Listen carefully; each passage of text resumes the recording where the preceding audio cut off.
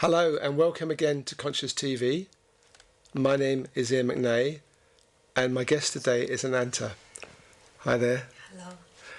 And she has a fascinating story and she's had many deep realizations. So we're going to start at the beginning and work through. So I know what you were telling me, when you were about 9 years old, you were quite a rebel, weren't you? You were very determined to find freedom. Well, somehow I knew that it was my right to be free. And what they were telling me, like I was supposed to do this, I was supposed to go to school, I was supposed to wear this to school. It was like how anybody could have made all those rules. I couldn't understand how there could be somebody who could take my freedom away.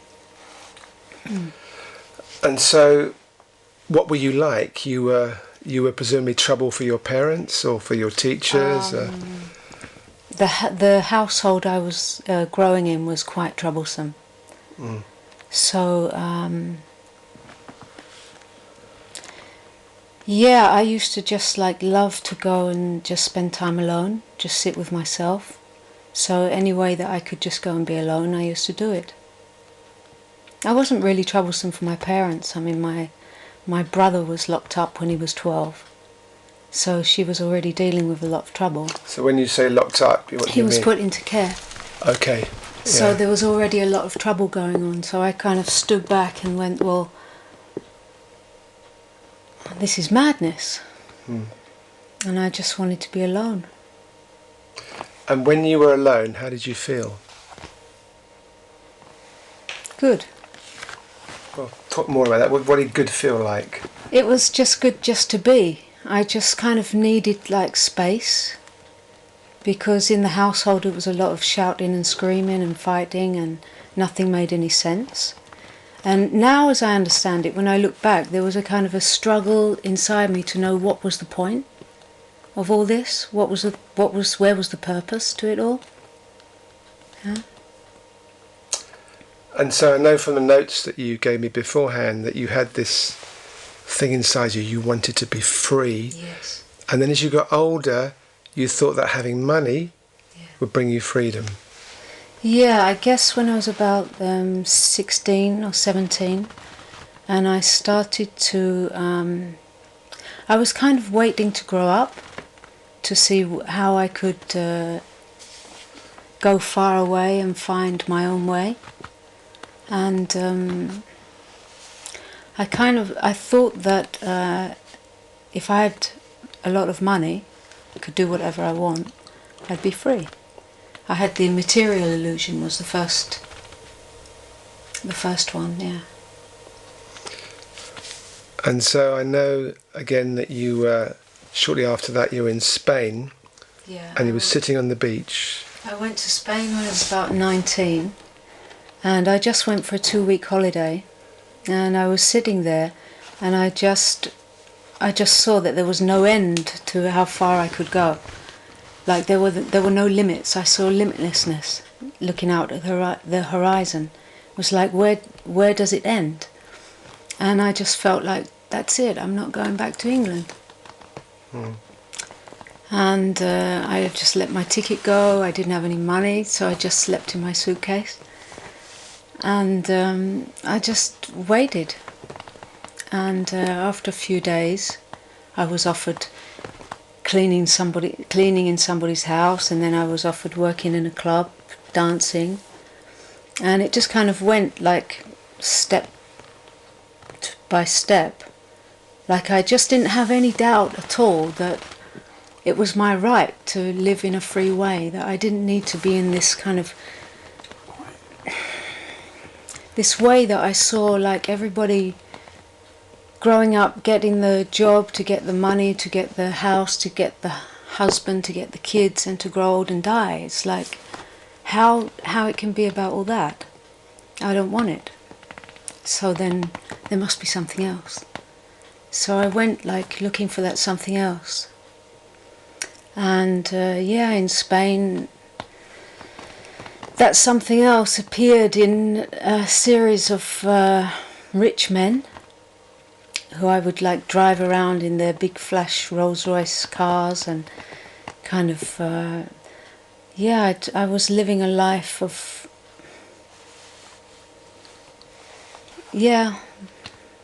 what I called freedom in that moment. Yeah. And when you had what you called freedom, you presumably realised it wasn't the complete picture of freedom. Well, I was telling you about that story. I met a Saudi Arabian man, sheikh. Yes. And straight away he gave me an apartment and a car and lots of money and all these things, but what came with it was a lot of restrictions. So suddenly it was like I had like piles of money and everything materially, but slowly my life was being taken away. So it was in a way like being in a prison without being in a prison. Yeah, it was a prison of luxury. Yeah. I had somebody drive me everywhere and watch me wherever I was going. And I started to feel imprisoned. Mm. And you also started to take cocaine with him? Yes. Yeah, it was a wild time of sex and drugs. It was like a kind of a thing I got into with him. And my idea was that I would go with him and at some point I'd clean him out and run away. So you thought you'd get all his money? And then, that was my idea. And it was the other way around. He cleaned me out. Because he was like 20 or 25 years older and much wiser, and I was just young and somehow naive.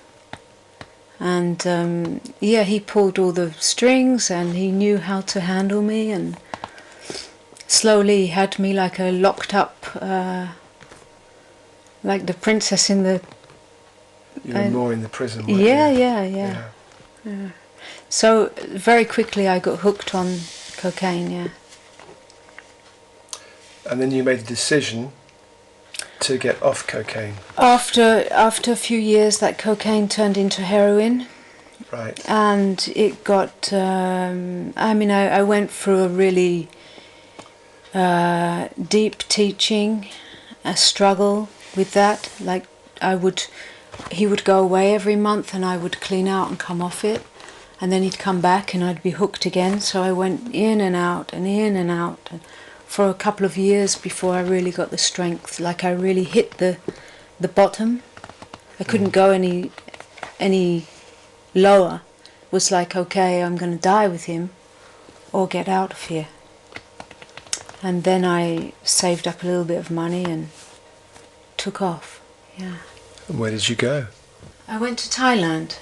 But it wasn't over. It was like we were still very much connected, but I got the strength to go to try to heal my body. And I went to Thailand, And what did you do there?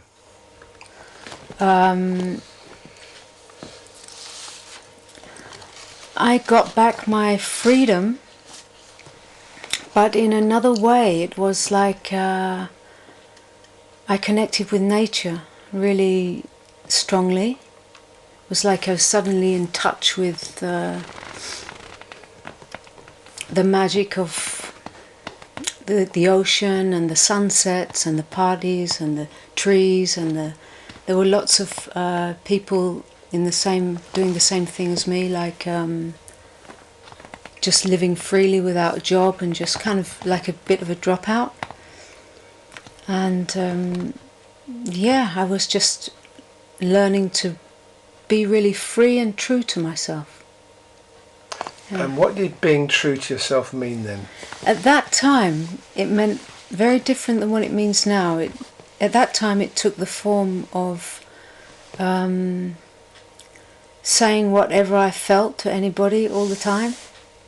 And if I didn't want to, I'd sit at a table. If someone came to sit, I'd just tell them I didn't want them to sit with me, or I just started being like really true in every meeting that I had, just telling the truth, whatever it was. So I kind of Yeah, after a while I found out that truth doesn't need to look like that. So what did you find out what truth needs to look like? Well, it doesn't look like anything, but it's not like now. There's more compassion in the meeting. Okay. Yeah. To follow the story, then you went to Japan, didn't you? You spent some time in Japan. Yeah, I went there to work. Yeah. And you went back to Thailand for a time, so you'd earn money in Japan and you go back to Thailand to hang out. Yeah, I'd make the money in Japan and then Yeah. I'd go to Thailand and be free. And be free for a few months just partying, and then I started to go to India because it wasn't enough somehow. It was like there was a kind of a feeling underneath everything that something's not right. It was like a kind of a depth, a feeling in the depth, like doesn't matter how many parties, doesn't matter how much sunshine, there's something that's just not clear and I need to know what it is. And also in the notes you gave me, you said you felt actually very depressed inside at that point. Yeah, there was, on the surface I was not, but it was something like I hadn't understood what had really happened in that whole thing with the Arabian guy I was with, like the process. And I hadn't understood so many things. And I wanted to understand what's it all about? You know, it doesn't satisfy me just to be running free again. Like there's something more. Mm. And I think what happened was that you found a book by Osho, Rajneesh, Bhagwan Rajneesh as he was. Yeah. And that pulled you to go to India, but by the time you got there, he died. Yes. Yes. And then you decided to go to Kathmandu. Yes. And you trekked on your own. Yes. In the Himalayas for 2 months, is that right? 2-3 months, yeah. That's very brave. So you just literally had a silent. backpack? I didn't want to speak with anybody. If people spoke to me, I would just find a way to finish them. Just like... Yeah, it was really like a sword at that time. Really, like I didn't want anybody in my space. And you had a tent on your back? How did you... No, I had 16 kilos on my back. And I was walking up... I was mad. But I was determined. I had a very strong will, and it was like there was silence was calling me. And I didn't want any guide carrying my bag, so I carried it myself.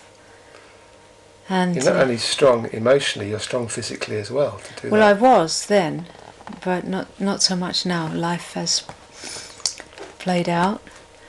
Then I think it was more my determination than my physical strength, because I broke my ankles in that walk, where I found myself having to surrender and be vulnerable to allow somebody to help me. You know, it was that kind of... But you still carried on walking with broken ankles? Yeah, I stopped for some days, a week or so to rest, and then I got a horse. And I was going on a horse with a guide. A guide was guiding the horse. I was on the back of a horse. Mm. So when you talk about you long for silence, did you find that silence when you were trekking in the mountains? I wasn't aware of it then, but now when I look now, it's like if I wasn't engaging with anybody, then silence always is, right? So if I wasn't engaging, there were thoughts and things passing by, but I wasn't like I was just okay in that nothingness. Like when I look now, it was like, yeah, I was just at home in silence. And for most people who are on a spiritual path, to be at home in silence would include probably bliss. Was that something? No, there was no bliss. There was no bliss? No, there was no bliss. There was still something, even within that silence, there was something that was like an ache. Okay. Like an ache, yeah. Something was aching. Yeah. So something was you had the silence that you longed for. You were. I wouldn't say that. No, it Okay. wasn't like I wasn't aware that I was really longing for silence. I was longing. I didn't know what for. Right. And I didn't want to speak to anybody. Yes. So, but I knew that what I wanted was somehow, because I had booked a 10-day silent retreat. So somehow I knew that being in silence I would find it. I don't know how I knew that. And did you? Well, in that 10-day retreat, that was the first glimpse. That was the first, like I felt like, yes, now I know what I'm looking for. Now I know where it is. Now it's like I got a few answers, but my mind got a few answers, and there was like deep peace when the mind slowed down, and there was like, after 10 days of silence meditation, there was a slowing down of the mind, there was an opening, and there was a lot of understanding coming about the nature of existence. Yes. Yeah. I'm just reading the notes I made from your notes. You had said you had the first opening of awakening beyond the mind without drugs. In that retreat? Yes. Yeah, that was, but I wasn't aware of. It's like it really was something that opened me and touched me. It was really something strong. But when I look from where I look now, yeah, I still was full of illusion around that. Yeah. Because it was with Tibetan lamas, and they were teaching the whole Tibetan Buddhist thing. And I was getting the idea that there was something called enlightenment. That there was, because they were teaching all the bodhisattvas and all this stuff. And yeah, I was like, I had an illusion about finding a certain state, going on a journey to find a certain state. And I was getting a taste of that state. So you felt that you were moving in the right direction? Absolutely. I knew that was really like, I knew that was what my life was, in that direction. I wasn't interested so much in the party scene, and you know, it was like, now I know that I'm on the right track. Yeah. Yeah. And then I think you went to Pune, is that right? Yes. Yeah. How did you find that? It was the most incredible time, yeah. Yeah. Because in Pune it was very different than the Tibetan teachings. It was more like in the Osho meditations, there's all this being able to fully express and shout and scream and go mad and go beyond the limits of the mind. So it was a different approach. And in that process, I mean, I was also there for a few months with the silent badge.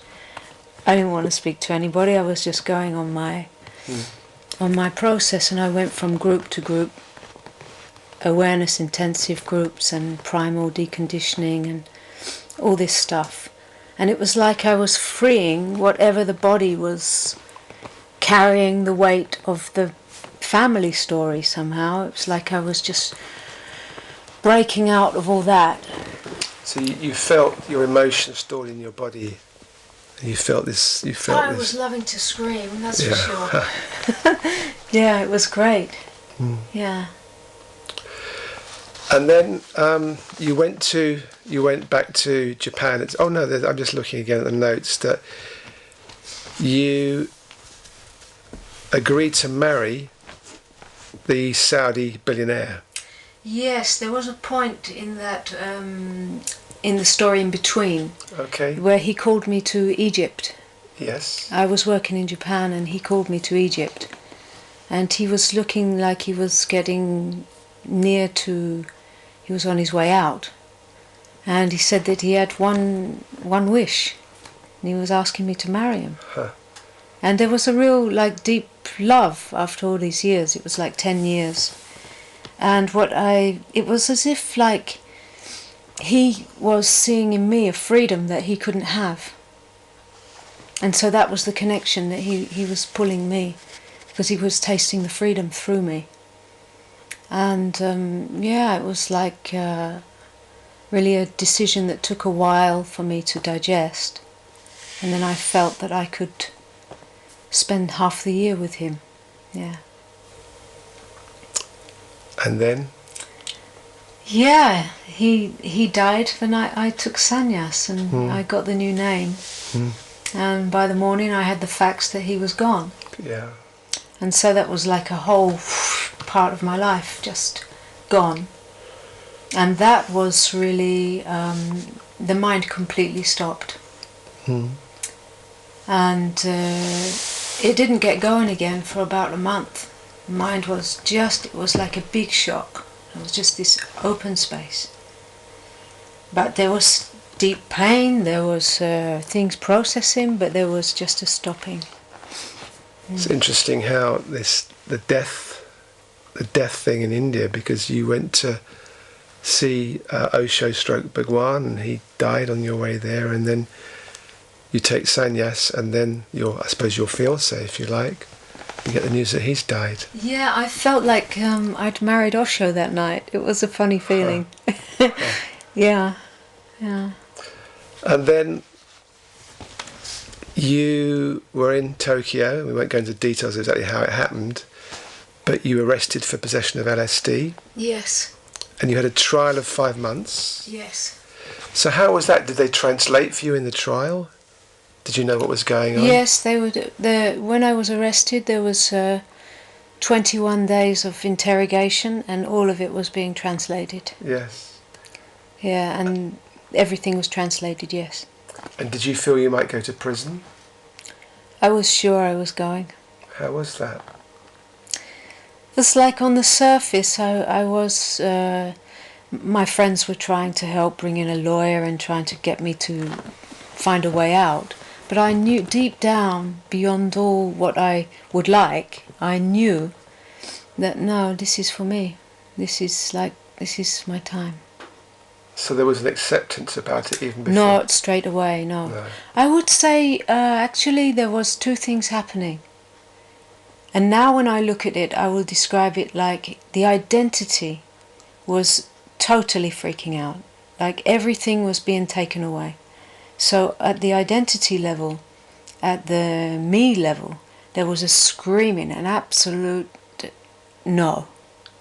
But at another level, there was a deeper level that was just knowing that this is absolutely as it should be. This is absolutely right. So this was at the same time.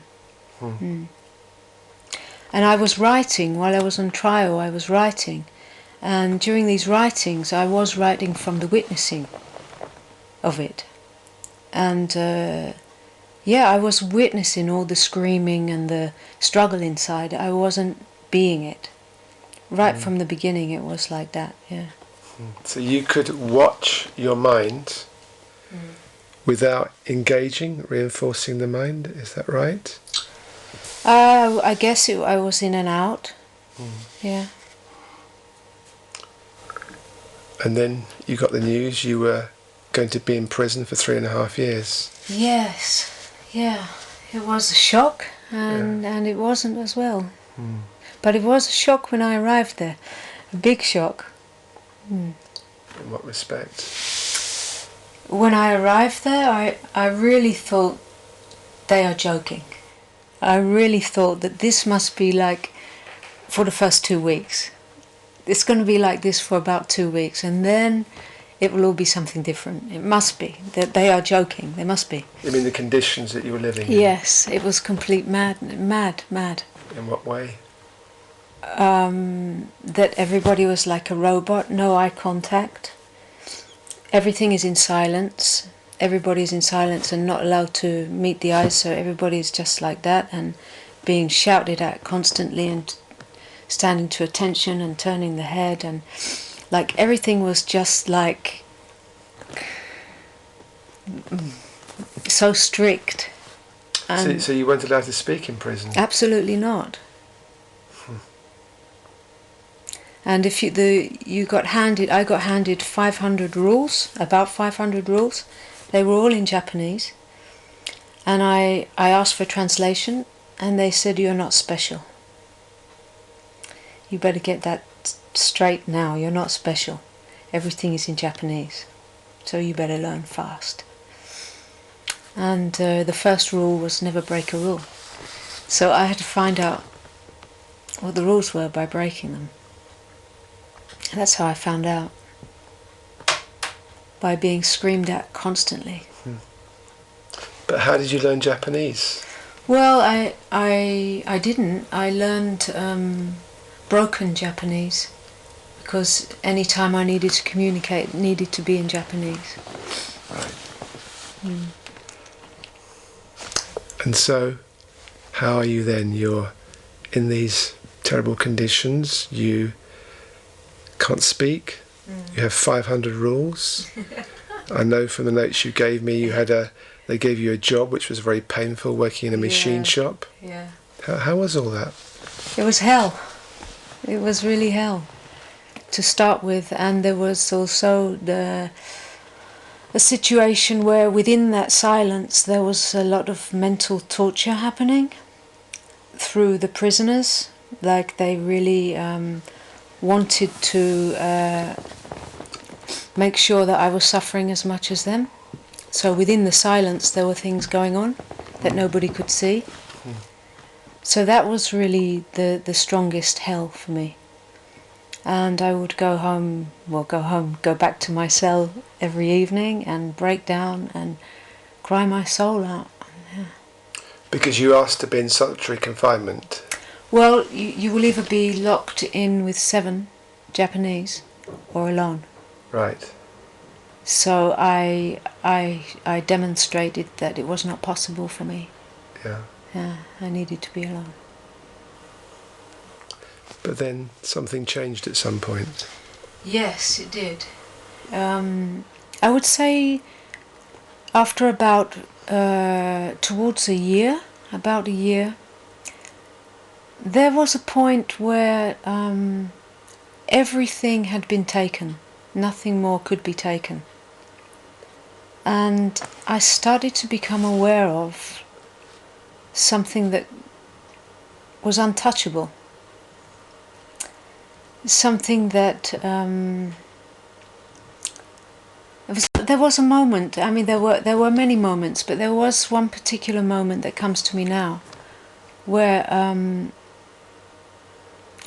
one day I just leaned back against the wall, because you were not allowed to lean against the wall, and the guard came and screamed at me, like, "Damn it, damn it, damn it, damn it." And I looked, and I started laughing. Instead of feeling like I usually felt like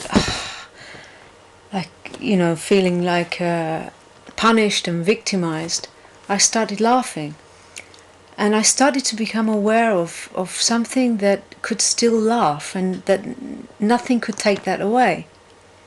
So although everything had been taken, this could never be taken. It couldn't be touched.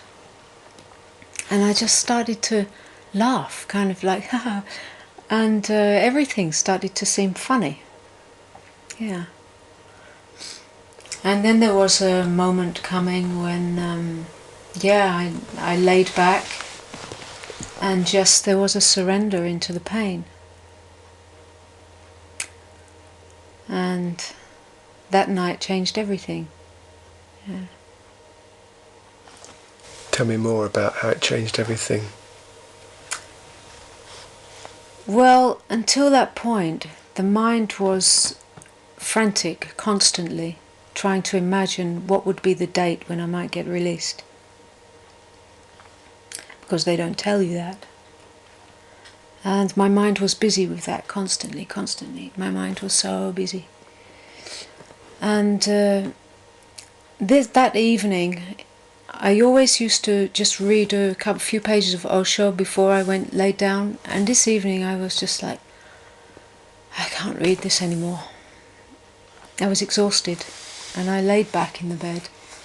And then there was I described it before, it's like I always do this, because this was the feeling. It's like a falling, a relaxing into my experience. And as soon as I started to relax, I could feel the body. The pain of the body was so strong. As soon as I started to relax, I could feel it more and more and more. But there was just like a letting go into it. And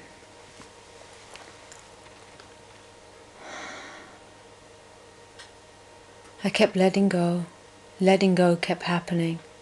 And then there was a moment where everything opened up. And there was no more the feeling of a body. I couldn't feel the body anymore. And there was just like a wide open space that in that moment was appearing like light. And there was maybe a thought, there was an awareness of, what's this? And I just kept letting go and letting go and letting go, dropping into it. And it kept opening and opening. And there was freedom. There was nobody in jail. There was no jail.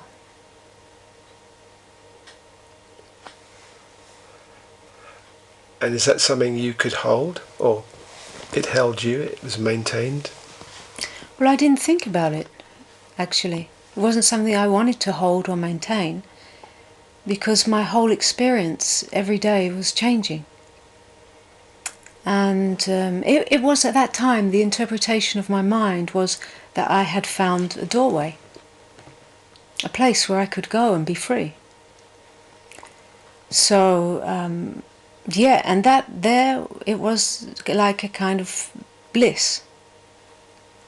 And that door was always open? Yeah, well, whenever I laid down and relaxed into it, it was there. And during the day, the mind had all dropped. I didn't care anymore when I would get out. And I started to see the joke of everything. It all looked so funny when the guards were screaming. In a way, I felt compassionate because they were in this role and believing. You know, I didn't believe the prison anymore. And I started to, everything within me was changing, like a bursting in my chest. It was like a real physical feeling. My chest was like bursting open. And I was feeling a love beyond the feeling of love for everything in existence and for everything that had ever happened and for everybody.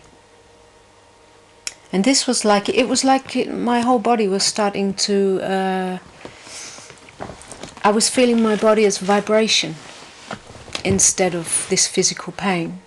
The physical pain came and went also within that. Yeah.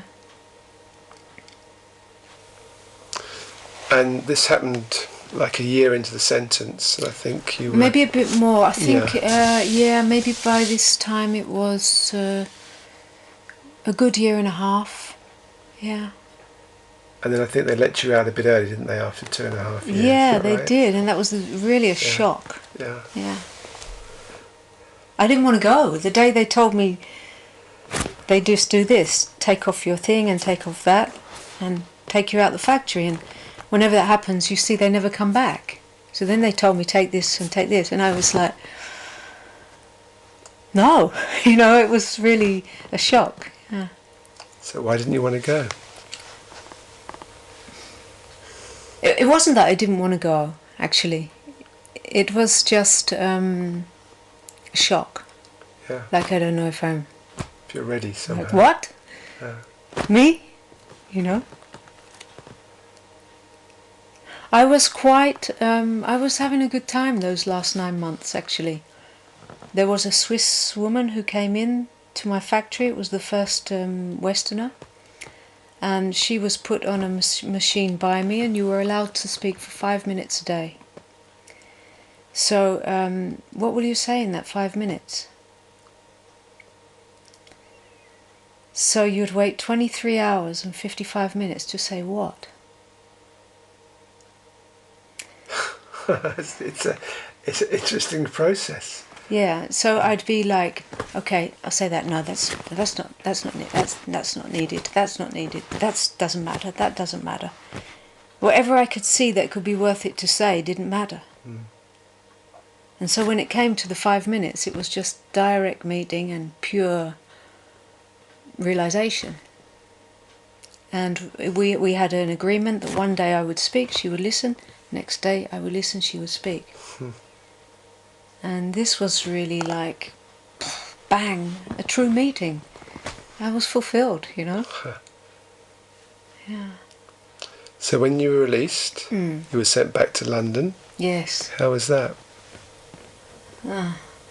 Disappointing. Yeah. That was the beginning of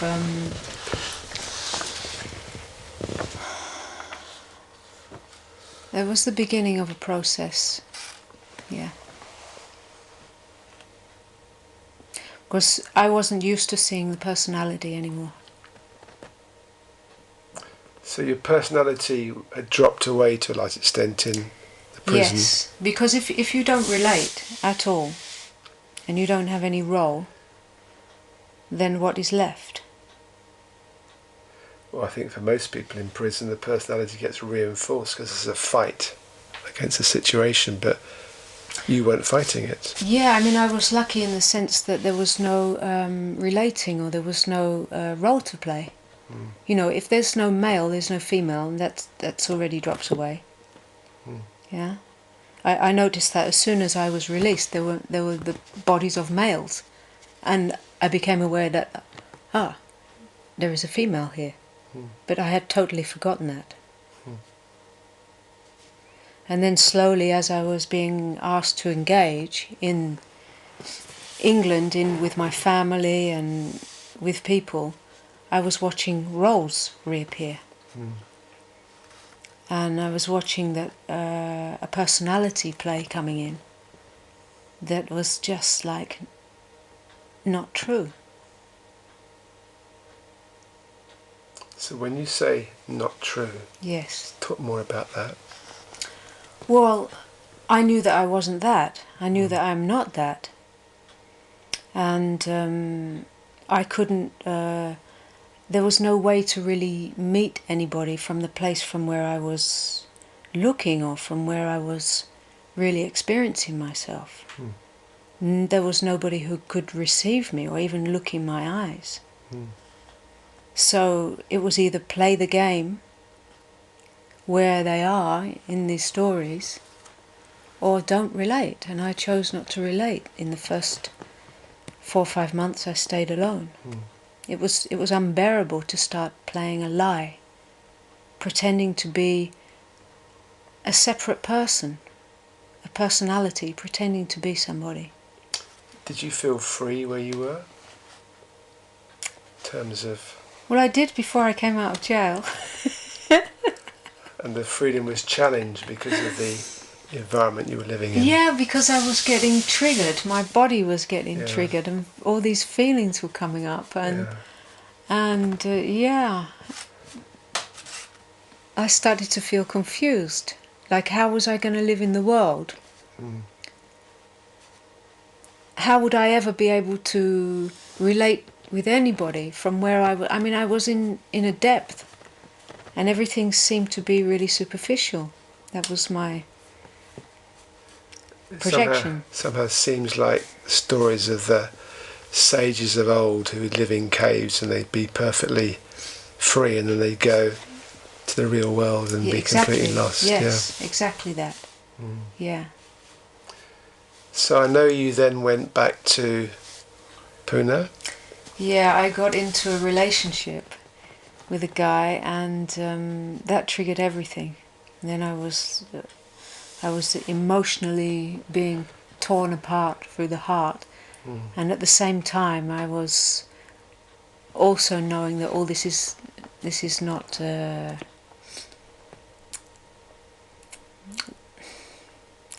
I was confused. Yeah.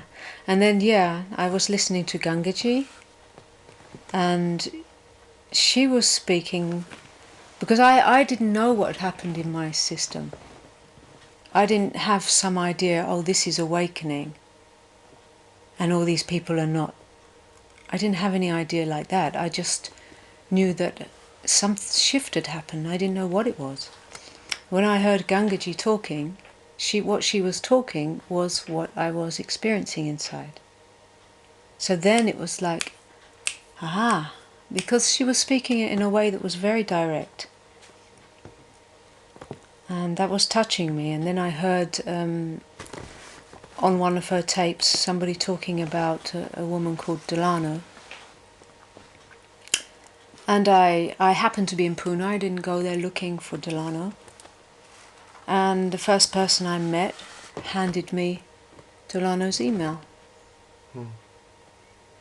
And okay. And then I wrote to her. I didn't go like desperately looking for Delano. It just was a happening. But it was great, yeah. She accepted me on her... It was her second intensive, I think. And yeah, as soon as she started the first investigation of who am I, it was clear.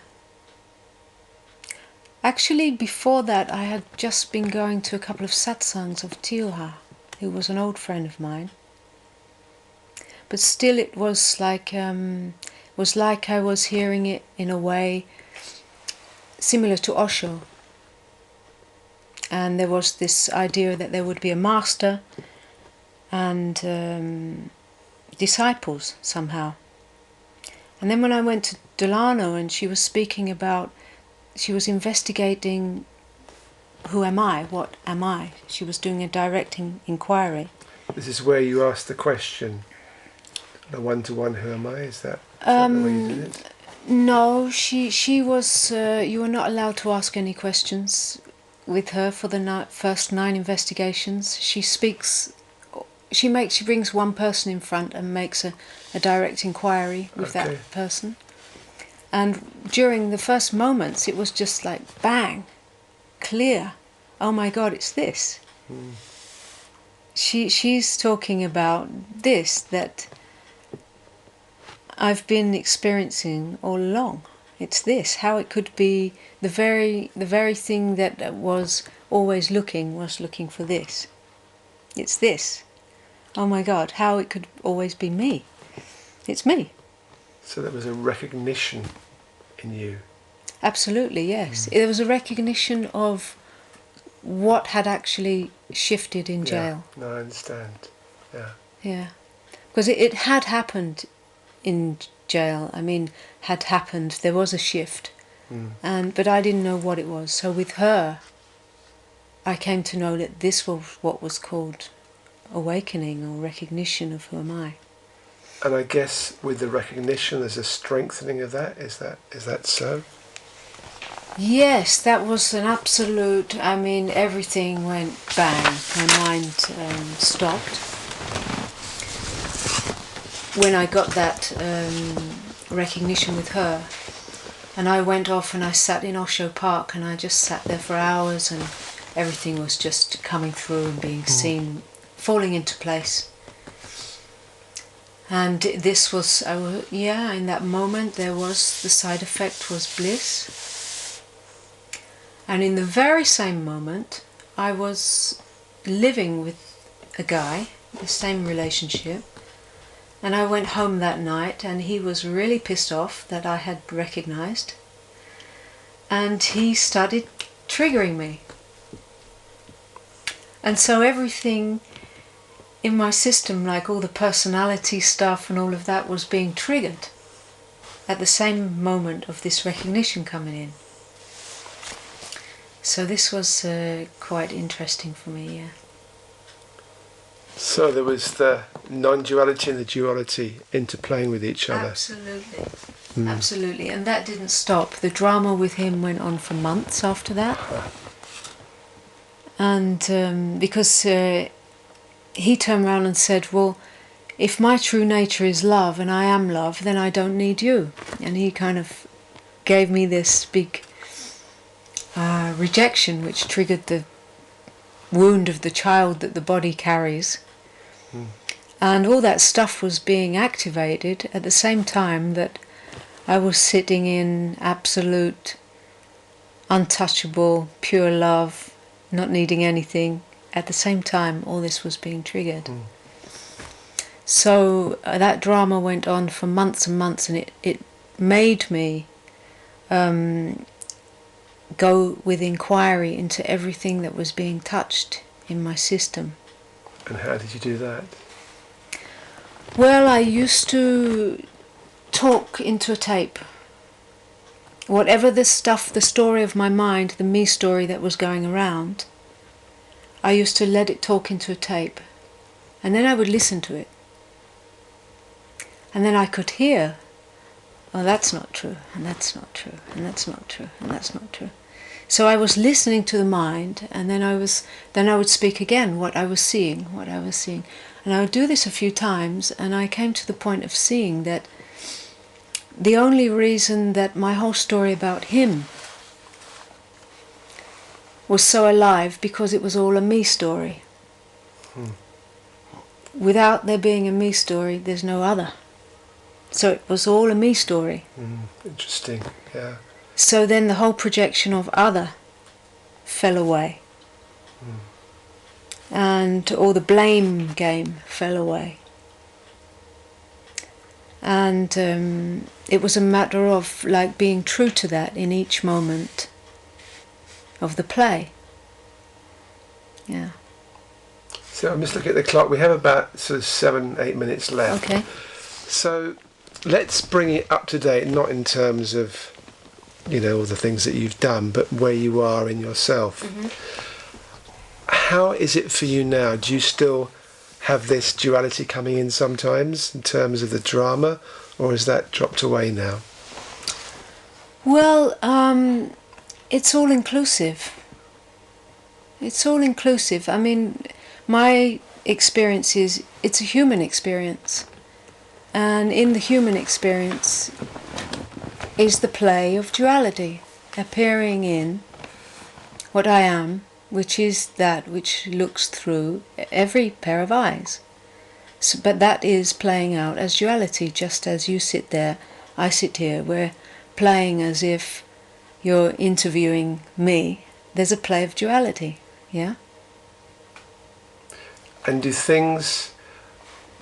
when things happen that are drama and affect you emotionally, are you able to still access, like you had in prison, pretty much you could access through that doorway the stillness at will?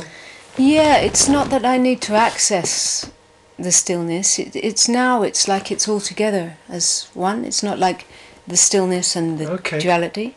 Yeah. It's like it's all at the same time. So I'm always knowing the reality, even if it within relationship, the ship goes down. Within, well, not always. Well, relating, for me it's like it's the relating. It's the ship. What I mean by that is all the expectations and all of that. But yeah, it's all at the same time. Even whenever the drama is triggered or playing, it's just this. It's not different. There's not that space and the drama. And do you still sometimes do an exercise like you did with the taping, the thoughts of the drama? No. You just let everything happen? I meet everything. It's like if I do anything at all, there is a meeting of everything, a direct meeting, like whatever can be touched in the body, there's just being there right in it. So meeting means, on a practical level, putting your awareness intention there, is that correct? Yes, allowing it to be directly experienced totally. There's no moving away from or trying to change. There's a direct meeting. It's just like it's like a wave arising in awareness, rather than somebody who's like, I am angry is a sensation arising and falling, a wave, like a wave rising and falling. in my experience. It's not like I am that. It's not like I guess after many years of meeting everything, it's an automatic thing that happens by itself now. It's not like I need to put attention or try to do anything. It's happening. Mm. And do you feel there's a movement still to happen with you to become more free? Do you ever think about that, or do you feel? My feeling is that awakening is endless. Like there's no place where you arrive where there's not more. That the body itself is carrying centuries of unconsciousness from the genetic imprints and human condition, and all of this is like it's always processing. I don't feel like there's a place to arrive to call the end. It's going on. You know, you've had really, looking back at your life, you've had a life of contrast and some extreme drama. Do you find things are quieter now in terms of dramas, or? Well, I still have. It's still, I think, the way that this vehicle is imprinted, there are tendencies towards extreme experiences, and yeah, it does still play out. Yeah, each one of us is so unique, and even after we wake up beyond the duality, there's still the same tendencies, in my experience. So, do you want to talk very briefly about the work you do? I know you do some sessions and satsangs. Yeah, the work is changing all the time also, and my way seems to be that first thing I work with the person to bring them into a direct experience of that which is always free, who they really are. Like I work with an inquiry to bring them into a total stopping of the mind and a direct, clear recognition. And then from that point, let's invite everything to come and be met.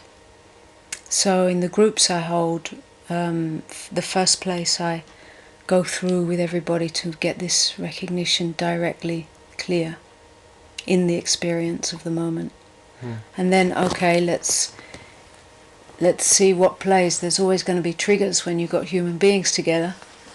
Let's just let it all come up and process it all and look deeper, and yeah, it's that kind of integration work. Okay, Ananta, we need to finish. Okay. I really appreciate you coming along here and talking to us. I gather you're flying back to Thailand tomorrow. No, I'm flying to Copenhagen. Copenhagen actually. tomorrow. Yeah. Okay, so that's not so far, yeah. Thank you. It's been a real pleasure to sit with you. Thank you. And thank you everyone for watching Conscious TV, and I hope we see you again soon. Goodbye.